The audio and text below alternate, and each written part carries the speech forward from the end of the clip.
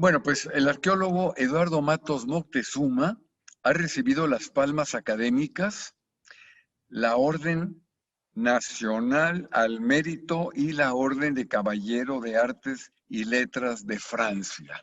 ¿Sí? Recibió la medalla Henry Nicholson de la Universidad de Harvard y es Premio Nacional de Ciencias y Artes en el 2007. Recientemente recibió la medalla al mérito del Festival del Centro Histórico. Es miembro del Colegio Nacional y de la Academia Mexicana de la Historia y del Seminario de Cultura Mexicana. Recientemente también de la Academia Hispanoamericana de Ciencias, Artes y Letras aquí en la Ciudad de México.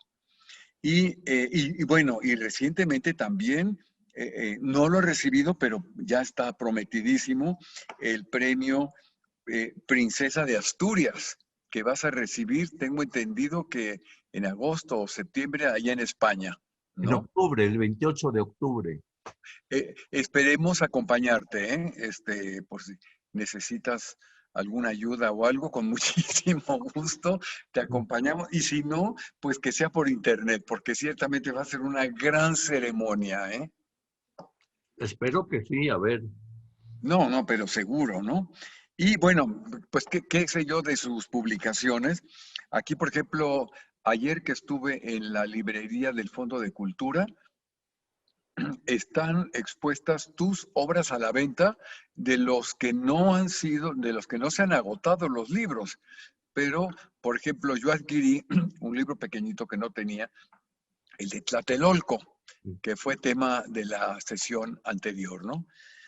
Y bueno, pero pues entre más de 500 títulos, entre libros, artículos, catálogos, reseñas, etcétera, programas de televisión, de radio, etcétera, etcétera, etcétera. Bueno, pues sin más, Eduardo, agradeciéndote a nombre del Centro de Estudios de Historia de México, Fundación Carlos Slim, el esfuerzo que haces, el apoyo que siempre le has dado aquí al Centro de Estudios. Y pues te escuchamos con gran gusto sobre este tema que es apasionante sin lugar a dudas, referente al gran Tlatoani, que como tú dices, es tu pariente en línea directa por lo Moctezuma, ¿verdad? Así que bueno, adelante Eduardo. Muchas gracias, Manuel, y te agradezco muchísimo la presentación y la invitación, desde luego, para estar hoy aquí con todos ustedes. Y en efecto, el tema es el de Moctezuma Xocoyotzin, que, como digo, no es que sea mi pariente, sino que es mi abuelito. Entonces, y el tema es muy interesante porque, como bien sabemos, a él, a Moctezuma II, como también se ha dado en llamarlo, le correspondió pues la llegada de los españoles, ¿no? Entonces, esto lo va a convertir, como dijo muy atinadamente Alfonso Reyes en su visión de Anáhuac, se refiere a él como Moctezuma el Doliente, y creo que es muy atinado el término que usa don Alfonso. Pues bien, primeramente comentar algo acerca de este personaje.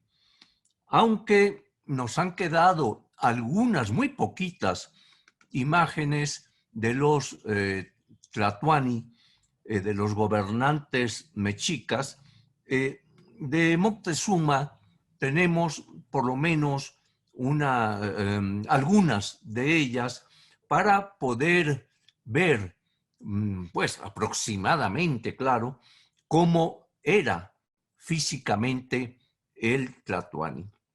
Hay descripciones de él, de personas que lo vieron, que lo trataron, y menciono solamente una de ellas, la de Bernal Díaz del Castillo, cuando en su historia verdadera de la conquista de la Nueva España va a dar una descripción de quién era este personaje.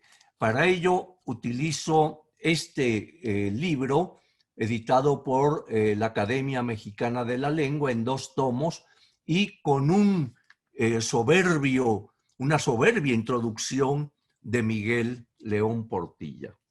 Entonces, Bernal Díaz, que como digo, pues convivió en cierta forma con él, nos lo describe de la siguiente manera. Era el gran Moctezuma de edad de hasta 40 años y de buena estatura, bien proporcionado, enseño, pocas carnes, y la color ni muy moreno, sino propia color matiz de indio, y traía los cabellos no muy largos, sino cuanto le cubrían las orejas, pocas barbas, prietas, bien puestas, ralas, y el rostro algo largo e alegre, en los ojos de buena manera. Y mostraba en su persona, en el mirar, por un cabo amor, en cuando era menester, gravedad por el otro, ¿no? Ya después sigue hablando del Tlatoani y algunas de sus características y demás, ¿no? También es muy importante señalar lo siguiente. Él era hijo de Axayácatl, uno de los gobernantes mexicas que había ampliado el imperio de la Triple Alianza, pues hasta hasta los confines de Mesoamérica, y Moctezuma no va a ser menos. Hay aquí que observar algo muy importante. A diferencia de las coronas europeas en las que por lo general al rey le sucedía en el trono su hijo, su primogénito, en el caso de, vamos a llamarle así, la Casa Real Mexica, no era esto lo que ocurría.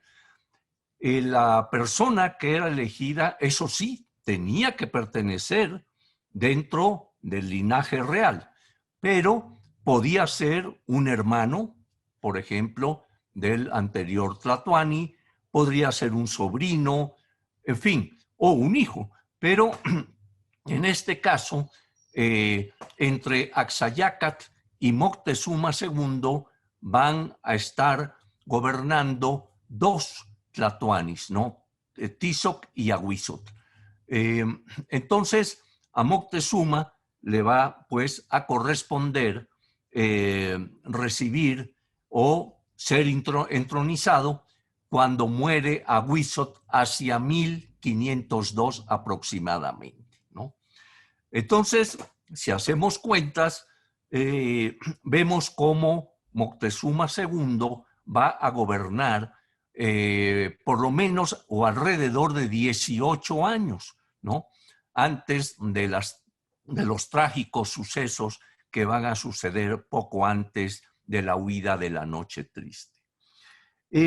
Ahora bien, desde que se empieza a instaurar todo este linaje mexica, vemos que hay 2 aspectos que son importantísimos que revista el que va a ser elegido como Tlatoani. Y esos 2 aspectos son, por un lado, el haber destacado en la guerra, ser un guerrero prominente que haya alcanzado grados dentro de la escala militar, grados importantes, que haya destacado en la guerra, en fin. Este era uno. El otro aspecto era la religiosidad, que fuera una persona profundamente conocedora de sus creencias, de su religión, etcétera, etcétera. Estos 2 factores eran muy importantes porque eran las características que se iban a unir en la figura del Tlatoani. Entonces, esto, por un lado, vemos que el Tlatoani, que por cierto viene de la palabra Tlatoa, que quiere decir eso, palabra, ¿verdad? El que tiene la palabra, ¿verdad? es muy importante, ¿no? Y vamos a ver cómo todos estos gobernantes mexicas, ¿verdad? Moctezuma II ya fue el noveno de ellos, pues una de sus principales funciones era hacer o lograr la expansión del imperio. Y sabemos que esa parte que le correspondía al Tlatoani era por medio del cual se lograba tener un control de otras regiones y a su vez estas regiones se les aplicaba un tributo en ocasiones muy severo para que tuvieran que pagarlo periódicamente a Tenochtitlan. En áreas más cercanas controladas por ellos podía ser en una serie de materiales y hasta en mano de obra. En regiones más lejanas, pues eran toda una serie de productos que venían de aquellas regiones y que no había en el altiplano, en el centro del imperio. Entonces, pues, ese aspecto, como señalamos, era importantísimo y Huitzilopochtli era el numen que era el dios solar, era el dios de la guerra, el que llevaba, el que guiaba a las huestes mexicas en sus batallas. Y este aspecto, otro de la religiosidad, era fundamental, porque a la vez el Tlatoani era una especie de sumo sacerdote religioso. O sea que revestía, por un lado, esos poderes, diríamos, de la guerra, etcétera, y por otro lado, los poderes divinos, ¿verdad? La religiosidad y demás. Entonces, esto, no pasen las imágenes hasta que yo lo solicite, por favor. Esto pues es muy, muy importante, como lo señalé, ya que nos está dando el carácter del mexica, este aspecto belicoso, de la expansión militar y de esta profunda religiosidad. Entonces, vamos a ver ahora sí algunas imágenes de Moctezuma. Empezamos con la primera imagen, con la primera lámina, y aquí ven ustedes una lápida en la cual vemos sentado al Tlatoani y está, vean ustedes, en la mano derecha a la altura del pecho, tiene un punzón para el autosacrificio. Está pues practicando el autosacrificio, lo cual era una de los elementos de las prácticas religiosas muy, muy importantes. Como fondo a la figura, vean ustedes que hay corazones, hay toda una serie de corazones, uno junto al otro, ¿verdad? Y que pues que son importantes porque bien sabemos que una de las maneras de rendir culto a Huitzilopochtli, al sol, era precisamente por medio del sacrificio de guerreros capturados en combate y con la práctica de la extracción del corazón para que el sol se alimentara. Es decir, poder dar continuidad a la vida para que no se detuviera el sol y por lo tanto todo pereciera. Entonces, pues aquí vemos esa imagen. Hay otra que podemos observar, también es una maravillosa representación que vemos en esta pieza que estudió don Alfonso Caso, el Teocalli de la Guerra Sagrada. Es una pieza que representa un templo y aquí vemos la parte alta de ese templo en donde hay dos figuras que están flanqueando una imagen solar. Lo que ven en el centro, este círculo, es el sol y en medio de él el símbolo movimiento, el Olin, ¿no? En este caso es el 4 Olin. La figura que vemos a la izquierda es el dios solar y de la guerra, Huitzilopochtli. Allí lo tenemos precisamente con sus características, con esta especie de casco, por llamarlo de alguna manera, de colibrí, que es una de las características de la deidad. Pero la figura de la derecha, obsérvenla, porque es muy interesante, es Moctezuma II. Podemos observar precisamente allí el glifo onomástico de el Tlatoani, que es precisamente el Chihuitzoli, esta diadema, ¿verdad? Se ve un poco el pelo, o sea, en la cabeza del Tlatoani, y enfrente la nariguera, ¿verdad? Perdón, y el besote, que son propios y que caracterizan a la figura de Moctezuma, ¿no? Entonces, esta mitra de turquesa es muy interesante, es muy importante, porque era uno de los símbolos de poder del Tlatoani, era lo que lo revestía como Tlatoani, ¿no? Entonces, en las representaciones de él, pues vamos a ver constantemente, o en algunas ocasiones, este glifo onomástico. En la siguiente vamos a poder observar esto. Ahí está el Chihuitzoli, esta mitra de turquesas, similar a la que acabamos de observar en el centro de esta caja. Ven ustedes ahí esa mitra, ¿verdad? Atada atrás, y al frente, pues, los símbolos que ya hemos señalado. En la siguiente lámina vamos a poder ya también ver algunas pictografías, ¿no? Las hay varias en códices, por ejemplo, como el mendocino, etcétera, en que vemos la secuencia de tlatoanis y demás, pero pues son muy similares y solo se identifican por el símbolo precisamente de su nombre o de su característica. Aquí en el manuscrito Tobar podemos observar cómo, y aquí se puede apreciar más esa mitra que trae colocada en la frente, en la cabeza, ¿verdad? Como símbolo de poder y de haber sido investido como Tlatoani. Ya después de la conquista, también van a seguir habiendo representaciones del gobernante. Veamos la siguiente, en donde tenemos, por ejemplo, esta pintura, que ya es del siglo XVII, XVIII, por ahí, en donde ya lo vemos casi como un soberano oriental, ¿no?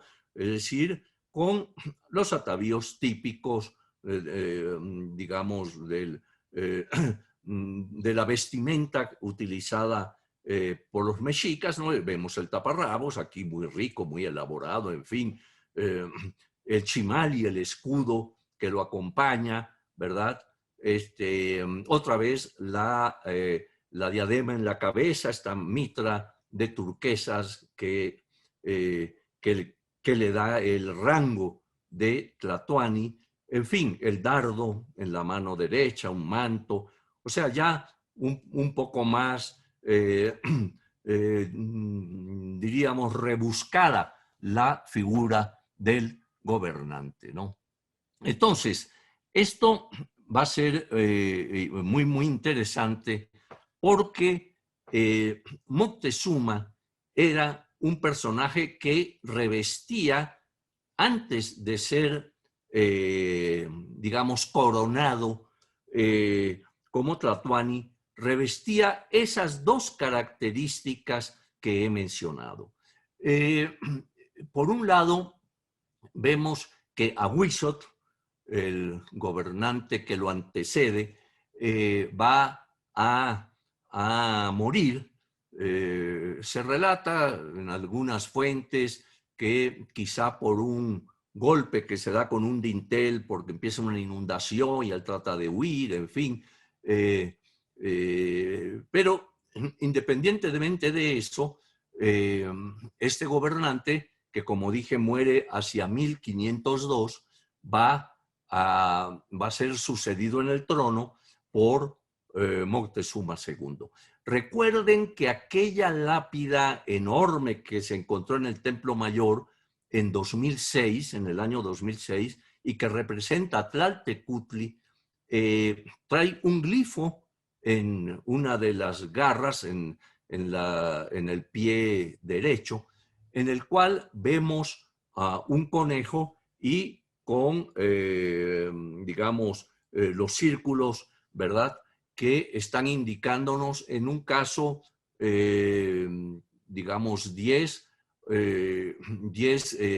Tostli y, en fin, con otros dos separados, otros dos círculos de estos. En fin, parece que este glifo está correspondiendo al año 1502 precisamente.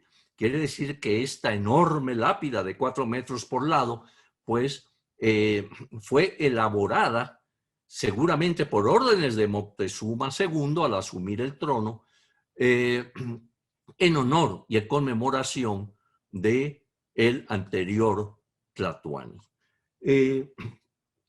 Entonces, vemos y decíamos cómo en un momento dado Moctezuma reviste, cuando hay que buscar quién va a ser el sucesor, se vienen las discusiones, en ellas intervenían varios de los principales señores mexicas, en ocasiones el señor de Tacuba, de Texcoco, en fin, quienes, por cierto, también participaban en las exequias de los gobernantes muertos, de los tlatoanis muertos. Pero en este caso se va a elegir a Moctezuma, que, como digo, había destacado en la guerra y también en su religiosidad.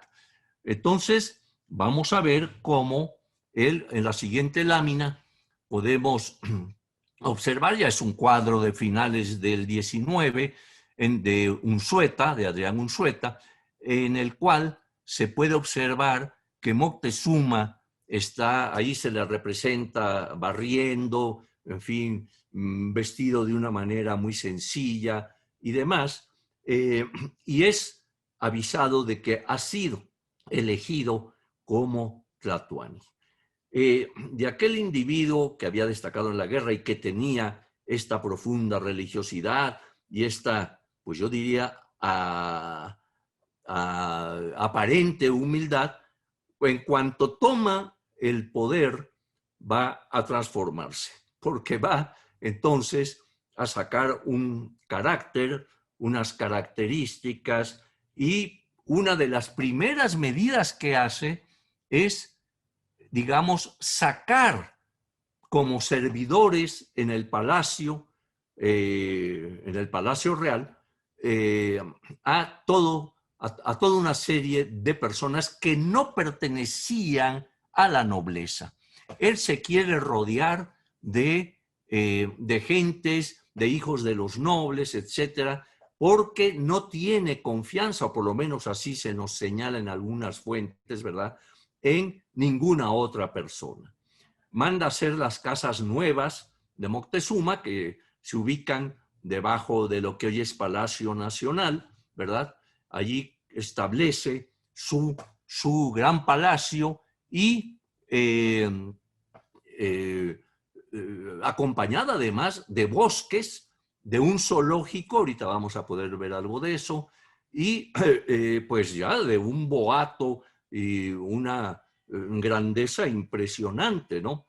Entonces, en la siguiente lámina vamos a poder ver precisamente lo que había sido el Imperio Mexica a la llegada de los españoles en 1519. Allí ven ustedes precisamente cómo se representan las provincias tributarias, ¿verdad?, en ese tono verde. También hay algunas provincias estratégicas, pero también vemos algunos de las áreas independientes que permanecieron y que no cayeron bajo el poder de la Triple Alianza, ¿no? Pero vean ustedes, aquí se ve claramente cómo están controlando prácticamente la costa del Golfo, en un sector de ella, cómo están controlando también la costa sur del Pacífico, y cómo inclusive vemos enclaves de ellos hasta el Soconusco en Chiapas. O sea, es un imperio que está teniendo el control prácticamente de todo el centro de México, de parte de ambas costas, y que tiene una expansión muy fuerte hacia el área de Oaxaca, Guerrero, pero también inclusive, como dijimos, esos enclaves como el del Soconusco. Entonces, imagínense que todo este imperio, ¿verdad?, está dando tributo periódicamente a Tenochtitlan. Entonces, Moctezuma, como decíamos, también va a destacar en este aspecto. Y en la siguiente lámina vamos a poder ver, aquí la tenemos, lo que se consideran las conquistas de Moctezuma. A veces hay dudas de qué región realmente o qué pueblo conquistó un Tlatoani, a veces se duplican, en fin. Pero el hecho es que la expansión del imperio era impresionante, ¿no? Prácticamente el control de todo el centro, salvo, y ahí lo pueden ver con mayor claridad, Tlaxcala, por ejemplo, ahí al ladito, digamos, de Tenochtitlan, Tlaxcala, al norte Meztitlán, al sur, hacia el Pacífico, la región de Yopitzingo, los Yopis, ¿verdad? Y partes de Oaxaca, que también en ellas puso mucho énfasis en conquistar Moctezuma II. Entonces, pues, como ven, además, hacia el poniente, hacia el norte, poco fue lo que lograron. Ahí leemos Michoacán, por ejemplo, ¿no? La tierra de Purépecha, de los Tarascos, en donde no lograron entrar. Ahí Axayácal, en su afán expansionista, recibió una derrota impresionante y es un área a la que no pudieron llegar. Ahora bien, estos lugares que vemos allí como independientes, sobre todo el de Tlaxcala, va a ser muy importante por el papel que va a jugar posteriormente digamos, al momento de la conquista. Ahora bien, vamos a ubicarnos unos 10 años antes de la llegada de los españoles. Se nos indica por algunas fuentes, Sagún, Diego Muñoz Camargo, el cronista de Tlaxcala, etcétera, que empezaron a ocurrir una serie de fenómenos, ¿verdad?, extraños, que empezaron, como dice Sagún, a causar pavor entre la población, porque no auguraban nada bueno. Son estos Tetzahuitl o augurios, ¿verdad?, extraños, que llamaban la atención de la gente. Quiero anticipar algo, no necesariamente realmente ocurrieron. Algunos de ellos quizás sí, otros no, pero bien sabemos que, como ocurre actualmente, basta con que alguien diga que ocurrió tal cosa para que empiece a correr esa voz, empiece a tomar visos de realidad, en fin, es esta cosa colectiva que también juega un papel importante. Entonces, vamos a ver cómo se habla, y pasamos a la siguiente lámina, se habla de, por ejemplo, este es lo de Moctezuma, el palacio, que habíamos dicho cómo tenía muchos aposentos, el relato que dan los conquistadores que estuvieron en él y pasearon dentro de él, y de los bosques y del zoológico. Vemos aquí algunas de las características. Este es un dibujo del Códice Mendocino, en donde inclusive se llega a apreciar abajo al frente, ven ustedes que hay pues salones, ¿verdad?, para invitados, etcétera, etcétera. Y arriba, noten, en el centro, arriba, está la habitación de Moctezuma, con el nombre de él, pero vemos allí al Tlatoani sentado en este lugar. Hay otra lámina, la que sigue, en donde podemos ver el famoso plano atribuido o mandado a hacer por Hernán Cortés. Este plano es quizá de los primeros planos, sino que el primero de una ciudad mesoamericana. Y podemos observar ahí precisamente a Tenochtitlan en su medio lacustre, ¿verdad? Vean ustedes, bueno, la ubicación correcta de este plano es, digamos, si lo giramos 90 grados, entonces va a tomar su verdadera dimensión. Nada más que esto fue publicado con una de las cartas de relación de Cortés, con la segunda, en Nuremberg en 1524. Y lo que es interesante es que podemos ver las 4 calzadas, ¿verdad? Y cómo se agranda la parte central. Ahí, en un tono más claro, vemos este cuadrado que es el recinto ceremonial. Parece ser que era un grabado en madera y que esa parte central la ensamblaron después de tener digamos, el mapa, por decir así, elaborado, se ensambla y se coloca al revés. Es decir, en realidad, allí en esa parte sagrada, en ese espacio sagrado, vemos el templo mayor, pero conforme a la correcta orientación de este plano, está invertida, ¿no?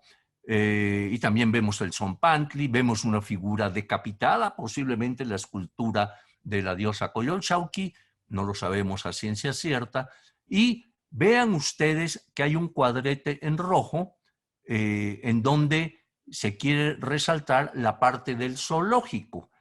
En la siguiente lámina vamos a ver precisamente el zoológico. Allí lo tenemos. Vean ustedes la presencia de las corrientes de agua. Sabemos que era una ciudad lacustre, atravesada por canales, por acequias, etc. Pero ahí vemos la imagen de este lugar que ocupaba precisamente el zoológico, y vemos allí algunos animales, aves, por ejemplo, algunos otros que quizá podría ser un felino, monos, en fin, son animales en pequeños apartados, en sus cuadrados, ¿verdad? Y a la izquierda noten la arboleda de uno de los bosques que se nos relata que tenían diversas plantas y que ya estaban también dentro del espacio de las casas nuevas de Moctezuma. En la siguiente lámina ahora vamos a ver también estas cerámicas muy elaboradas en las que se nos dice que Moctezuma comía. Era una cerámica muy apreciada, la de Cholula. Se hacía en Cholula. Vean ustedes la policromía, la belleza de estas piezas, y pues se comenta que pues eran utilizadas como la vajilla del gobernante, ¿no?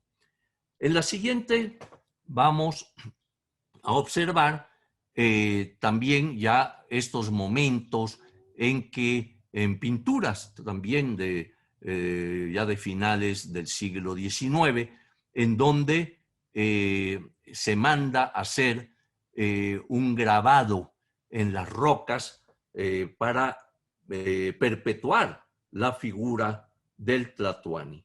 Anteriores Tlatoanis, alguno de ellos había también mandado a hacer su imagen labrada en la roca, y Moctezuma no se quería quedar atrás.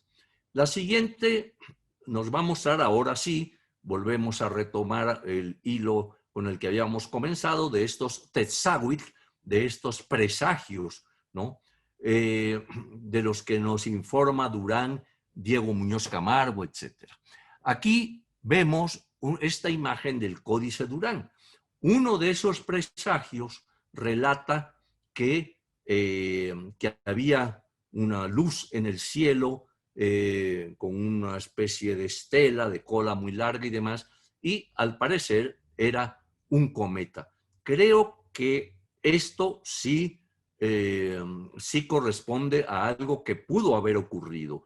Y un cometa que aparece todas las noches, ¿verdad? Con esa estela que lo acompaña, pues es algo que era importante. Pero fíjense que tanto en Europa como en Mesoamérica, en aquellos momentos, por lo general se relacionaban estos cometas, estas cosas, no con signos muy positivos, sino que se asociaban un poco a ciertas calamidades, etc.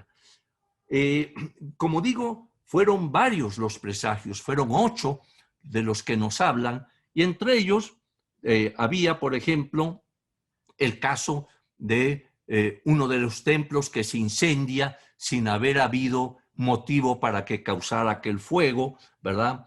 Otro era ciertas luces en el cielo que aparecían. También en un momento dado se habla de que el lago se empezó a encrespar, ¿verdad? Sin que mediara un viento muy fuerte para que eso ocurriera, ¿no?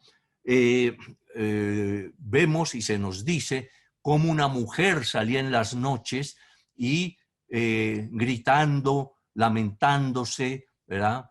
Ay, mis hijos, etcétera, que va a ser precisamente lo que después vamos a conocer como la leyenda de la Llorona, con la que nuestras abuelitas nos asustaban, ¿verdad? Va a venir la Llorona, niño, si no te portas bien.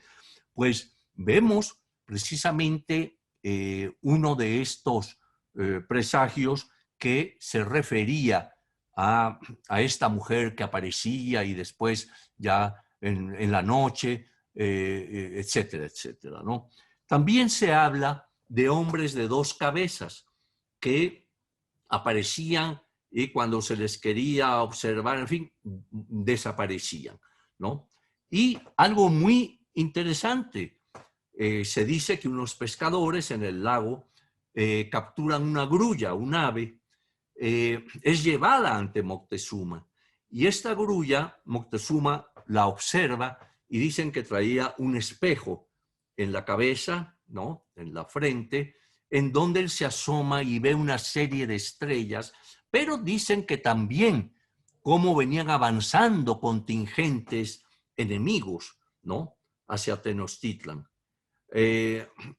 O sea que es muy interesante todo esto porque, como ven, son aspectos negativos todos ellos, pero como insisto, no necesariamente ocurrieron, sino que el pensamiento popular también logra que, pues que esto se difunda y que tome visos de realidad, ¿no?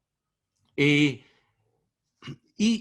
con estos presagios que se iban dando, etcétera, llegan noticias al palacio.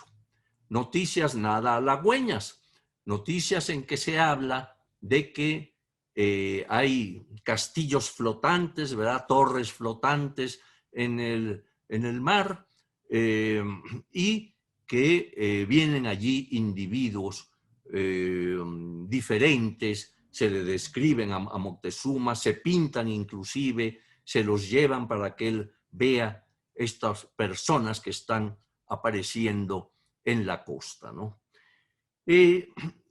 Aquí, bueno, en la siguiente lámina vamos a poder observar ya este momento en que esas torres sobre el agua, que estas naves, estas naos, en realidad van a llegar a lo que es Veracruz. Sabemos bien todo el itinerario porque nos lo van relatando Bernal Díaz, Cortés mismo en su carta de relación, cómo llegan a Cozumel, en fin. Allí, por cierto, se incorpora a las fuerzas españolas el Jerónimo de Aguilar, que va a jugar un papel importantísimo para la conquista de México. Sigue costeando Cortés con su flota, los 11 navíos famosos que habían partido de Cuba, y al llegar más o menos por el rumbo de lo que hoy es Tabasco, van a tener ahí un enfrentamiento muy fuerte, la batalla de Centla, en donde son vencidos los mayas, y esto va a ser muy interesante porque en todo el recorrido que están haciendo por lo que es la región maya, son recibidos belicosamente, o por lo menos hay estrategias, se nos relata de cómo en cierta población costeña los indígenas se abandonan el pueblo, ¿verdad? O sea, hay una actitud que va a cambiar totalmente cuando ya llegan a la región de Veracruz, ¿no? Entonces, a raíz de esa batalla de Centla, son obsequiadas 20 mujeres a Cortés, y entre ellas hay una, como sabemos, muy importante, doña Marina o Malinche. Esta mujer era una mujer muy preparada, muy culta en su momento, hablaba varias lenguas, ¿no? Hablaba el maya, quizá el maya chontal, quizá también hablaba el totonaca y el náhuatl. Entonces esto va a ser importante por lo que ya luego vamos a relatar. Finalmente, sabemos, Cortés ya llega ahí a Veracruz y toma una decisión. ¿Por qué? Porque nota que la actitud beligerante de los mayas ha cambiado aquí. Aquí es recibido bien, ¿verdad? Se le va a proporcionar una serie de aspectos, de bastimentos, de guías, etcétera. Sabemos del cacique gordo de Zempoala, en fin, hay un cambio de actitud, digamos ya en esta región. Y también había una inquietud muy fuerte entre los soldados de Cortés, porque Cortés había salido de Cuba sin,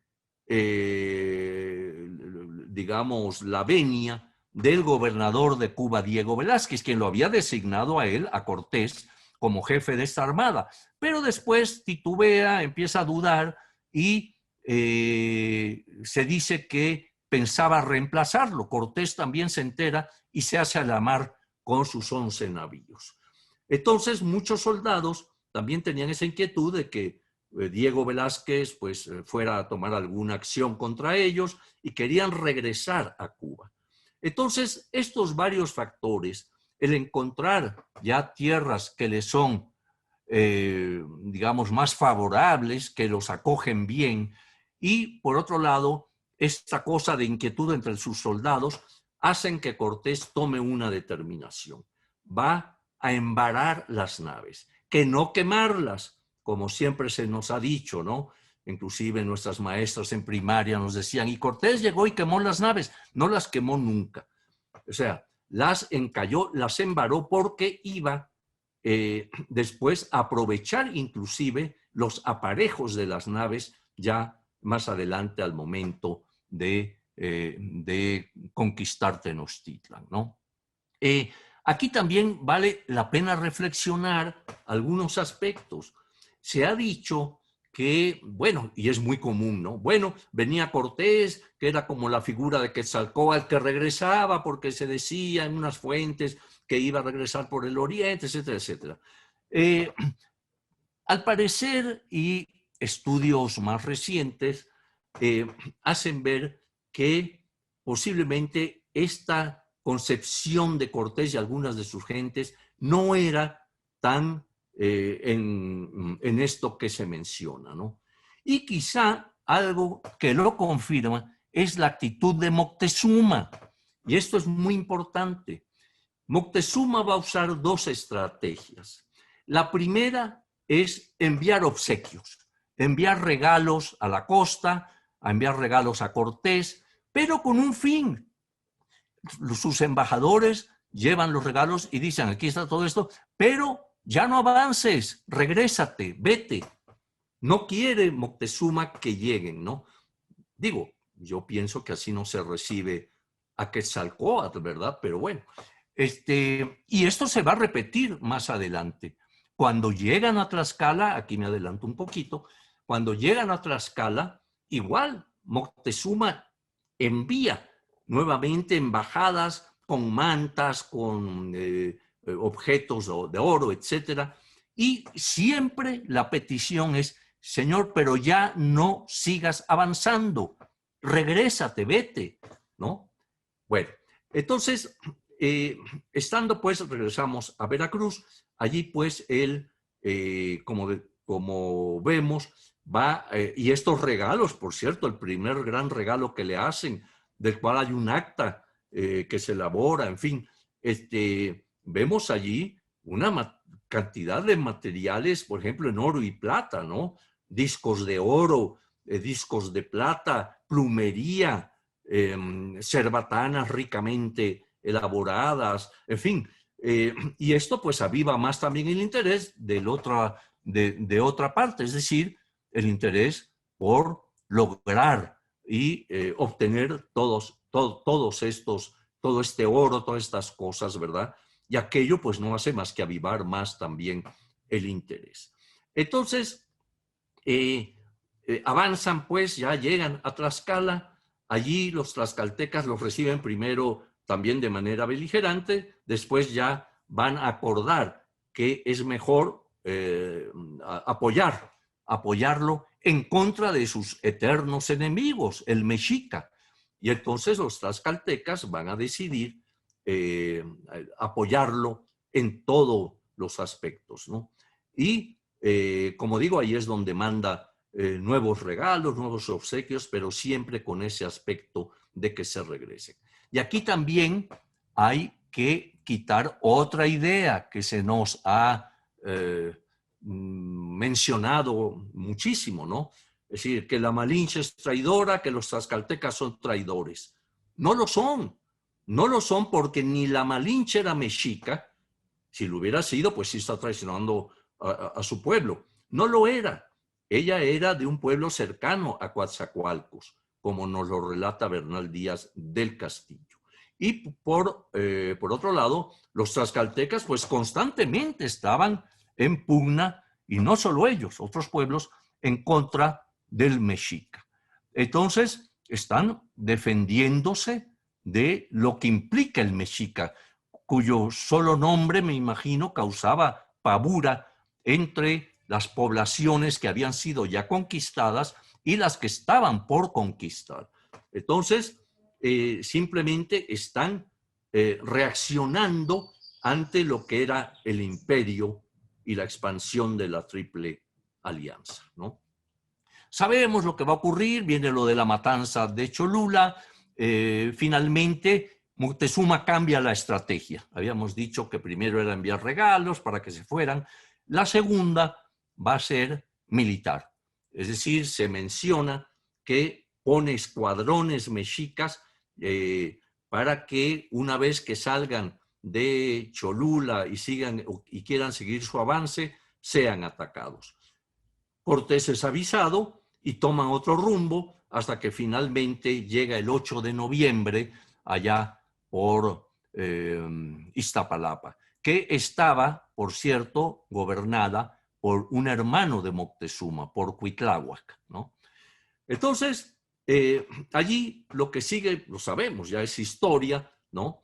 Es recibido por Moctezuma, me imagino que a regañadientes, pero lo recibe, lo alojan en la casa de Axayácatl, en el palacio de Axayácatl, bajo lo que hoy es el Monte de Piedad, por cierto, y allí van a establecerse hasta que ocurre aquel acontecimiento terrible de la matanza de Toxcal.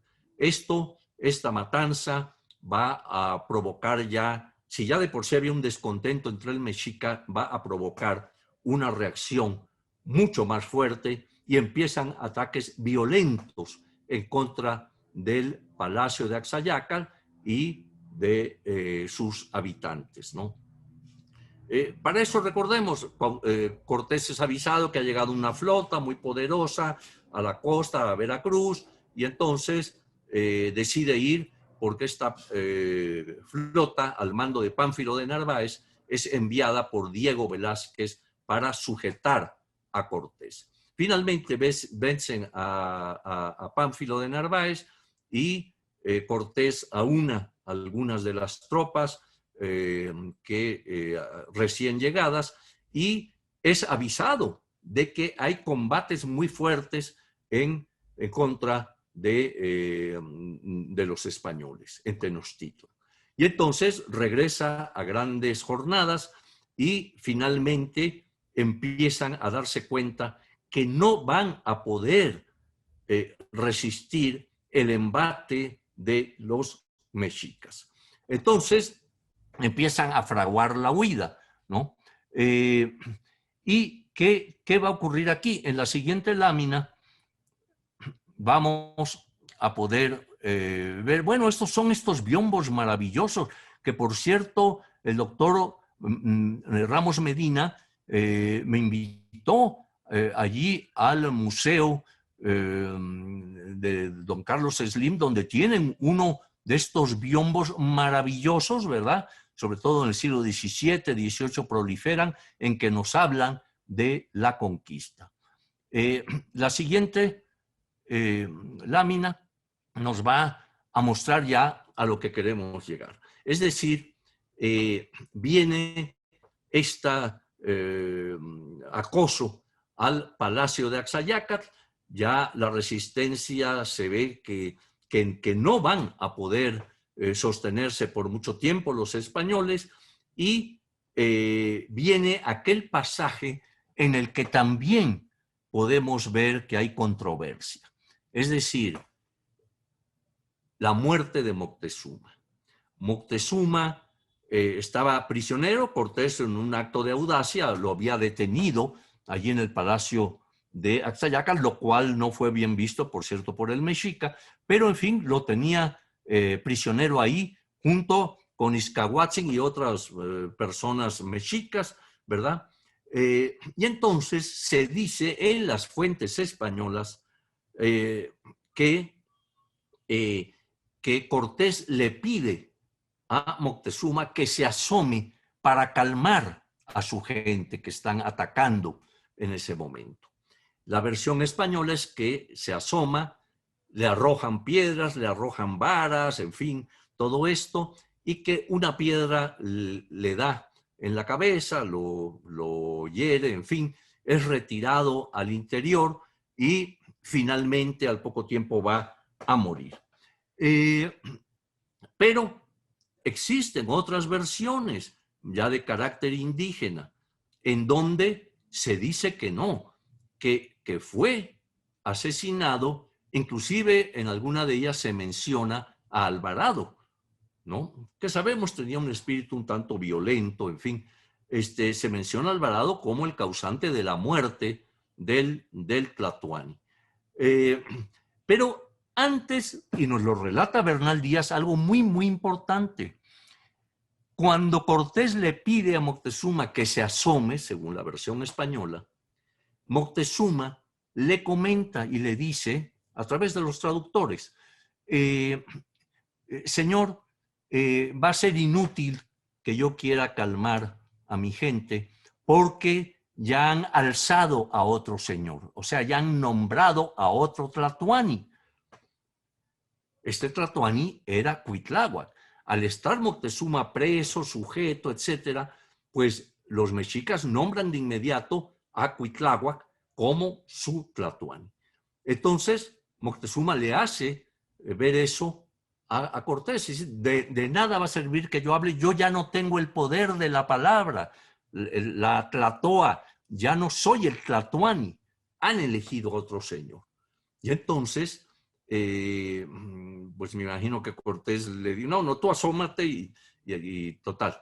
El hecho es que entonces Cuitláhuac ya está al mando de las fuerzas mexicas, ¿no? Finalmente, como digo, sea como haya sido, Moctezuma muere, el señor Izcahuatzin de Tlatelolco también, en fin.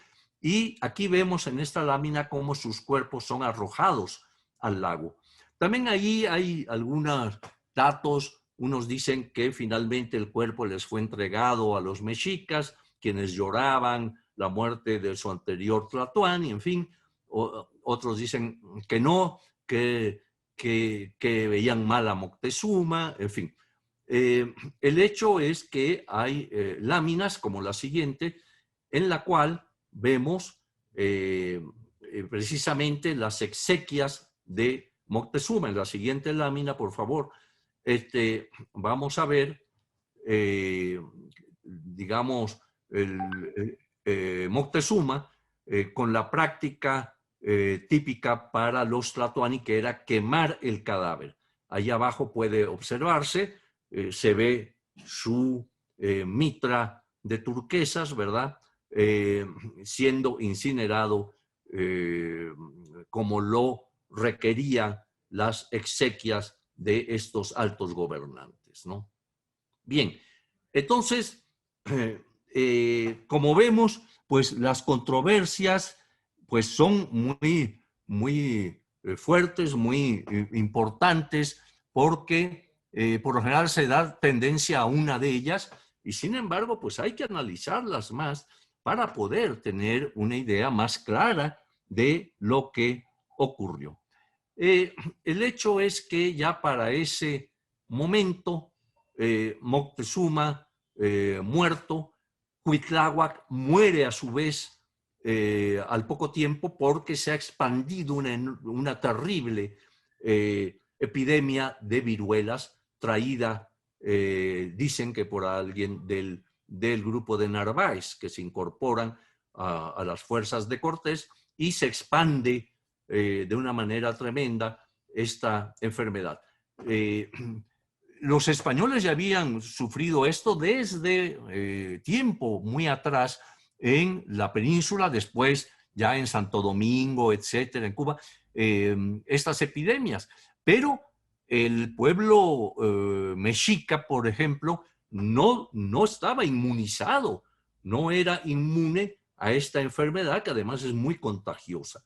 Y nos relata Sahagún cómo hubo mortandad muy fuerte y nos relata las características que, analizadas por médicos de hoy, hacen ver que efectivamente los datos de cómo se relata que se representaba esta enfermedad, ¿verdad?, con los hoyos de las pústulas, etcétera, los dolores corporales, los ojos, en fin, que efectivamente corresponde a una epidemia de viruela, ¿no? En fin, el hecho es que finalmente van a elegir a Cuauhtémoc. Cuauhtémoc, sobrino de Moctezuma, va a ser elegido tlatoani, es un joven guerrero también que asume esta función en pleno combate y va a estar resistiendo hasta que llega un momento en que también ya es imposible. Las huestes españolas, acompañadas, que esto es muy importante, de miles y miles de contingentes indígenas, tlaxcaltecas en su mayoría, pero huejotzingas, zempoaltecas, etcétera, etcétera, ¿verdad?, se han unido a favor de Cortés y en su apoyo para conquistar Tenochtitlan y Tlatelolco, que va a ser el último reducto que va a resistir el embate indígena y español. Entonces, esto también es muy importante. Si no hubiera sido por ese apoyo enorme, y nos dan cifras, por ejemplo, Bernal Díaz, de cómo estaba dividido el ejército de Cortés, como vemos cómo en los sectores que componían su estrategia, hay por lo menos, se mencionan que en cada uno de estos lugares había hasta 7, 8 mil tlaxcaltecas, aparte de otras, de otros grupos indígenas que, y esto también es muy importante, una de las causales es este control férreo que el mexica había tenido sobre muchas poblaciones y que ahora veían el momento de unirse para alcanzar su liberación, ¿no? Entonces, total, recordemos cómo finalmente aquel 13 de agosto de 1521 en Tlatelolco, pues ya el lugar, como decía, de la última resistencia, va a ser capturado Cuauhtémoc. Es llevado frente al capitán español y Bernal Díaz nos cuenta, nos dice cómo el Tlatoani, el joven Tlatoani, va frente a Cortés y le dice: Señor, he hecho lo posible en defensa de mi ciudad y ya no puedo más. Por lo tanto, me traen preso ante tu figura y poder, y por lo tanto, toma el puñal que tienes en el cinto y mátame luego con él. Muchas veces he comentado este pasaje porque aquí hay una incomprensión total, a mi juicio. Recuerden que esto se transmitía, el Tlatoani hablaba en náhuatl, la Malinche, que hablaba el náhuatl y el maya, lo traduce al maya a Jerónimo, y Jerónimo lo traduce al español a Cortés. En esa triangulación de lenguas se pierde el verdadero carácter, creo yo, de lo que el Tlatoani quiere decir. No es nada más toma el puñal y mátame, ¿no? Soy tu prisionero, mátame.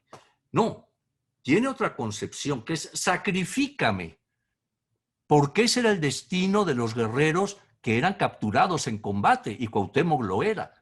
Es decir, soy tu prisionero, sacrifícame para que yo cumpla mi ciclo como guerrero mexica. ¿Cuál era ese ciclo? Era el de morir en sacrificio para acompañar, para que sus esencias acompañaran al sol, a Huitzilopochtli, desde el orto hasta el mediodía. Ese era el destino de los guerreros. Entonces, lo que pide, obviamente, el Tlatoani es eso, ¿sí? Sacrifícame porque quiero acompañar a mi Dios solar y guerrero. Cortés lo perdona, ¿no?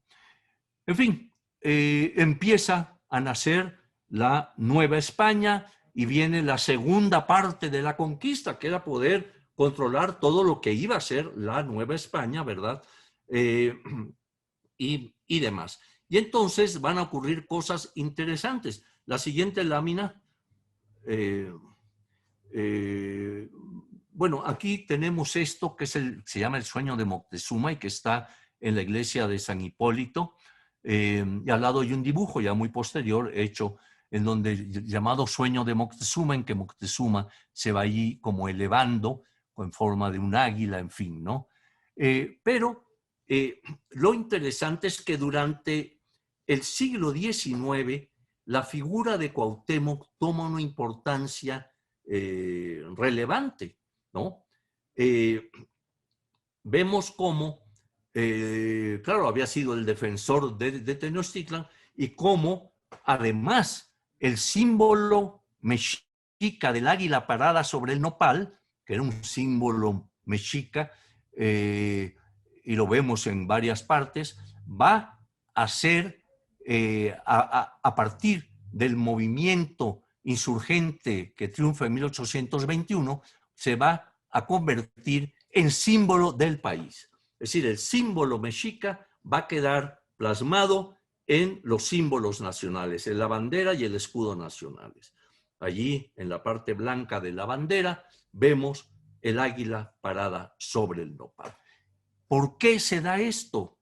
Pues los insurgentes buscaban precisamente encontrar el cordón umbilical que se había roto por los españoles, ¿verdad?, a partir de la conquista en 1521, y entonces quieren ahora retomar ese cordón umbilical de lo que España había negado, ¿verdad?, para reivindicarlo y que sea ahora el símbolo. Y entonces Cuauhtémoc, el último Tlatoani, va a revestir aquí, digamos, a forjarse como un héroe, ¿verdad?, y se le va a representar de muchas maneras. En fin, es tan importante esto que vean ustedes ya la última lámina.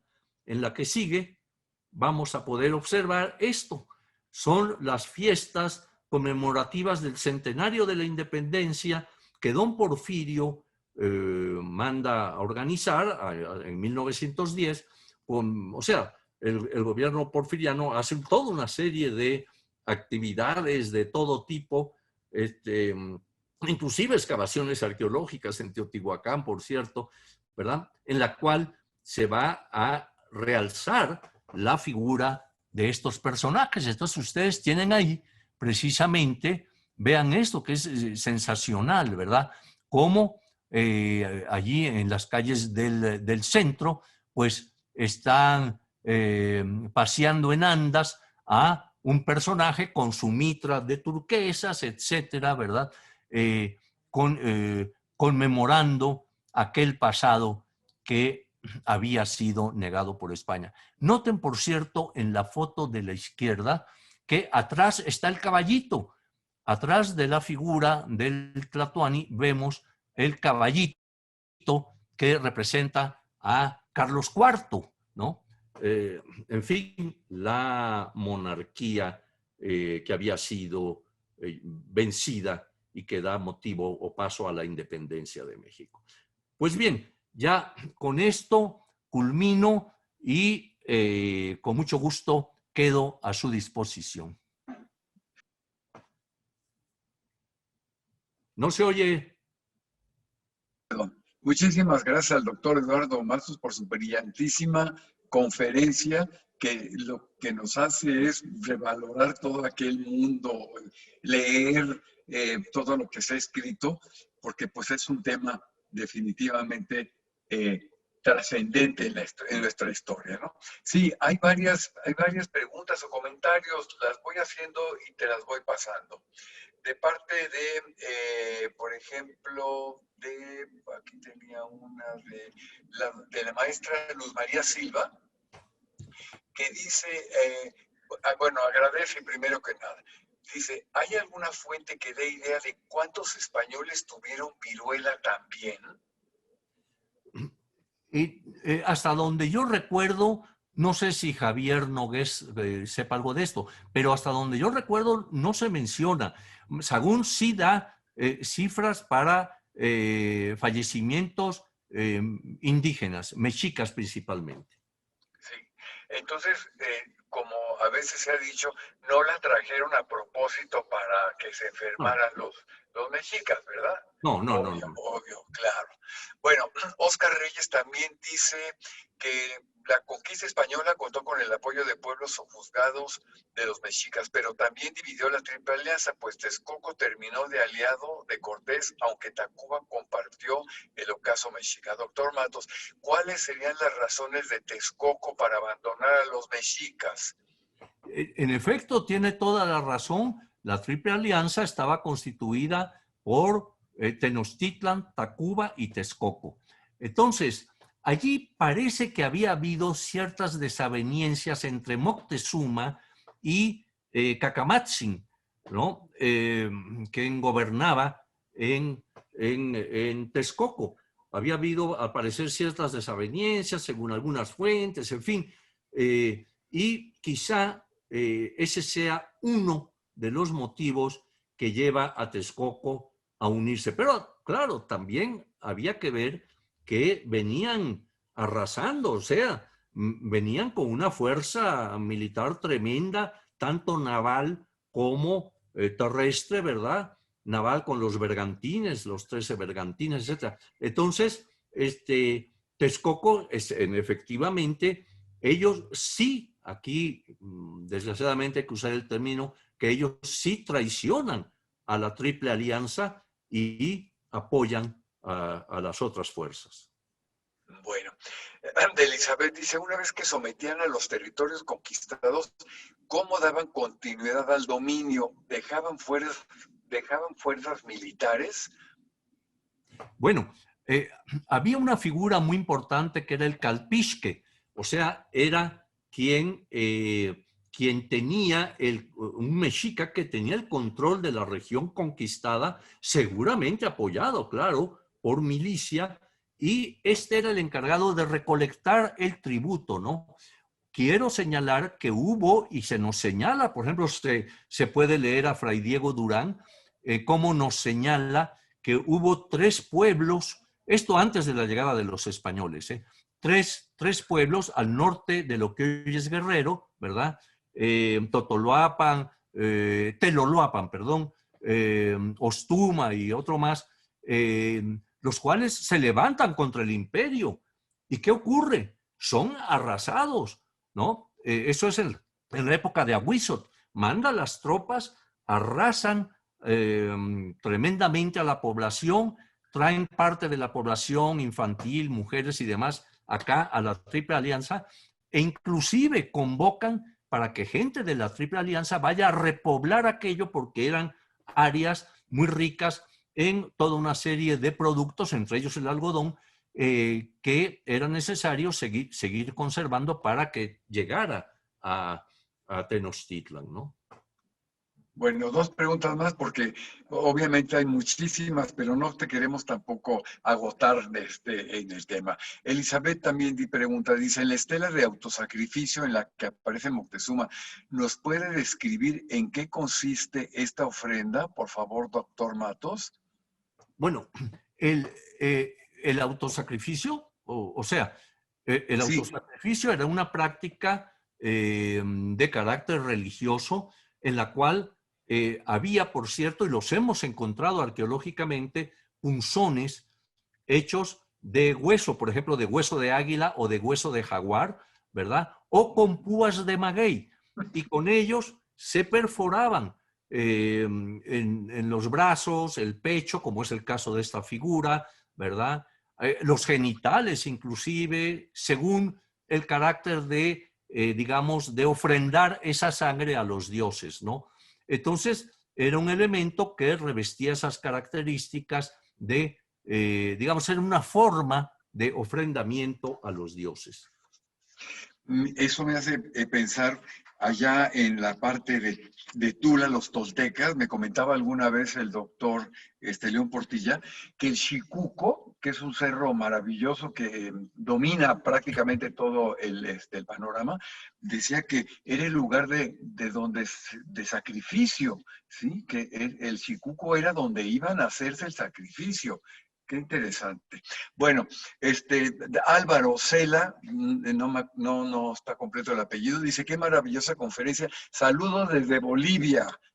Que muchas gracias por seguirnos. Dice, mi pregunta es respecto a las costumbres musicales respecto a Tenochtitlan y Moctezuma. Bueno, las costumbres musicales, sabemos que la música era un elemento fundamental, al igual que la danza, que acompañaba a muchos rituales, muchos pasajes de la vida del mexica, en este caso, y también de otras culturas mesoamericanas. Pero vemos cómo tenía una presencia muy, muy fuerte, ¿no? Inclusive los españoles relatan, Bernal Díaz, cómo les daba horror escuchar al teponaztle y al caracol con ese sonido, ¿verdad? Que se entonaba desde Templo Mayor, antes de los combates, etcétera. O sea, siempre la música y la danza han acompañado, claro, a diferentes actividades, ¿no? Desde festividades, ceremonias, hasta elementos, digamos, más de la vida cotidiana, como lo era una boda y demás, ¿no?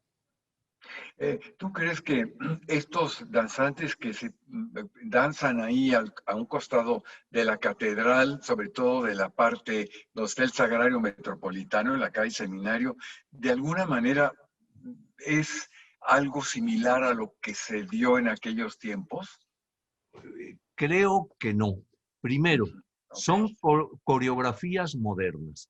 O sea, Ujú. que tratan de encontrar en algún códice, alguna cosa, algo para la vestimenta que era muy conocida, entonces medio se atavían allí.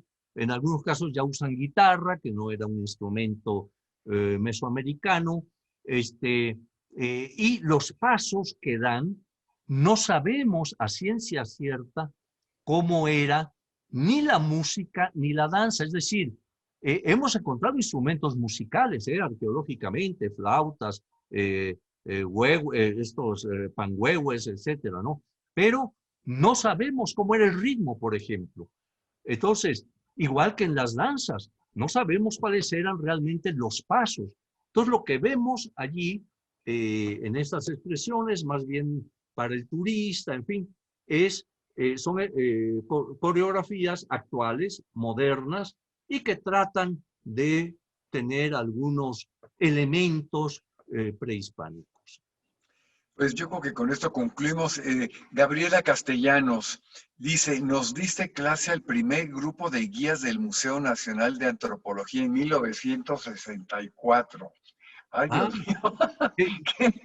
qué, qué raro, querido Manuel, porque yo no nacía todavía. Exactamente. No es cierto, ¿no? Bueno, pues ya le respondiste entonces a Gabriela Castellanos, ¿eh? Bueno, pues tienes muchas felicitaciones, muchas recados de admiración que, bueno, pues tú los verás después seguramente aquí en la pantalla. Pero bueno, pues a nombre del Centro de Estudios de Historia de México, Fundación Carlos Slim, te damos las gracias enormes por esta maravillosa conferencia que nos deja con, queremos saber más, queremos escucharte más, así que ojalá que pronto nos puedas dar otra conferencia, porque ya nos quedó bastante claro la figura de Moctezuma, pero también queremos saber de muchos otros, como Carmen Boone, que dice que quiere saber de ya se me fue el no, Axayácatl, de, de, Carmen, prende tu micrófono, de Tlacaeles, de Tlacaeles. Exactamente. Sí. Así que te lo dejamos de tarea, Eduardo, pero muchísimas gracias por este esfuerzo que además sabemos que te tomaste una pastilla ahí para que no te fallara la garganta y fue espléndida tu conferencia. A todos los que nos siguieron, muchísimas gracias y nos vemos la próxima semana. Hasta luego y muchos aplausos. Hasta luego. Muchas